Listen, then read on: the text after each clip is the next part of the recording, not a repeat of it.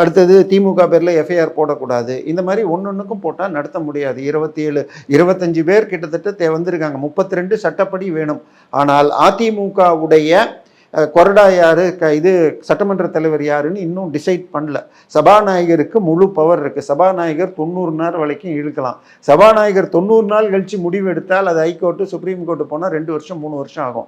23வது வருஷம் டிசம்பரில் தெலுங்கானாவில் தேர்தல் நடந்த பொழுது இது தெலுங்கானா ராஷ்டிரிய சமிதி அல்லது பாரதிய ராஷ்டிரிய சமிதி, அந்த சந்திரசேகர் ராவ் கட்சியை சேர்ந்தவங்கெல்லாம் காங்கிரஸுக்கு போனவங்க சட்டப்படி அவங்க இது கட்சி தாவலில் டிஸ்மிஸ் பண்ணோம். ஆனால் சபாநாயகர் மாற்றி கொடுத்துருக்கார். அதை எதிர்த்து உச்சநீதிமன்றம் உயர்நீதிமன்றம் வார்னிங் கொடுத்தோம். நம்ம 23 26 2.5 வருஷம் இழுத்துட்டோம்.